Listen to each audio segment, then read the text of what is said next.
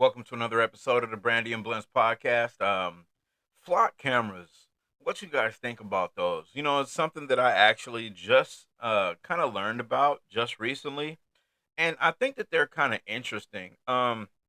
We do have the cameras that are up in intersections, to catch people speeding and things like that. When you run the red light, those red light cameras, and it click, and then you get a picture in the mail, and you see your picture of you looking out of the window or whatever the case. But these are called flock cameras, FLOCK cameras, flock cameras.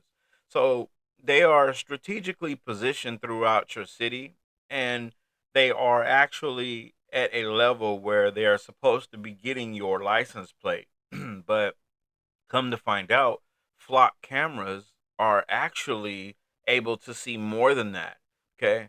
And it can see all inside of your car and everything like that.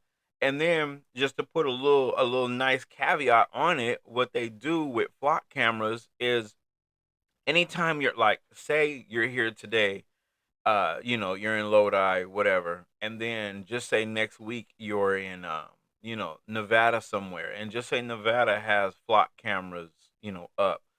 Those flock cameras, when you pass by one and it reads your license plate, it can like track you there. So it's showing everywhere you're at, places where you've been and everything like that. Now, I'm sure there's some other things that it can do, but there's a lot of people who have big problems with this.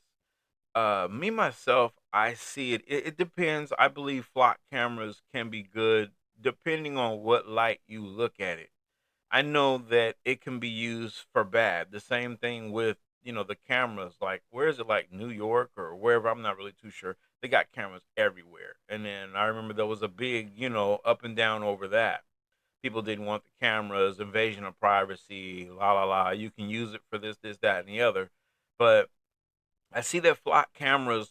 I mean, there's a lot of bad that can be done, and police they the not so good ones probably could use that to their advantage, if needed. But I see a lot of good that could come out of flock cameras.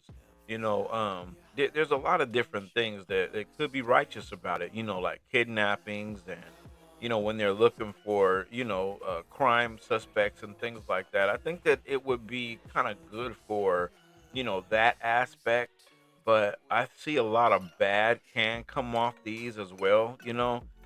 I could see court systems and things like that, them using these cameras to their advantages. um I'm not really too sure. You guys let me know what you guys think about these flock cameras, and I'm gonna put up a little something that's gonna give you guys a little example of these flock cameras if you guys don't know about them already. All right, you guys let me know what you guys think. To the next one.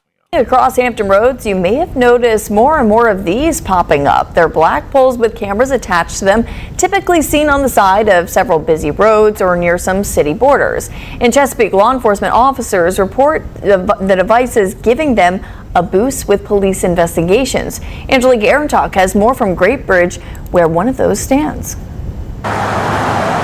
A Chesapeake police spokesperson says there are 43 flock safety cameras citywide. They read license plates and store that information along with other details about cars that pass by. It categorizes vehicles by different characteristics. So things like the make, the model, the color of the car. Being able to help the police solve crimes, I think it's a good thing. Chesapeake police officers say Flock is partly responsible for the recovery of 28 firearms, 118 stolen cars, and 4 missing people. They also report catching 90 wanted people and closing 228 cases total, all since installation in September. These are demonstrable statistics. These show that the cameras are doing their jobs in helping law enforcement do their very important job, which is solving and reducing crime. Nationwide, the readers are growing in popularity. Critics are raising concerns over privacy. For Chesapeake residents I spoke with, that part is no big deal. If you perform a crime, you have no more privacy. Some accept this type of technology as part of the day-to-day. And where would you do that anyways, right? With with the traffic lights, the cameras. A flock safety spokesperson tells me the data collected is stored for 30 days and then deleted unless required otherwise by the locality.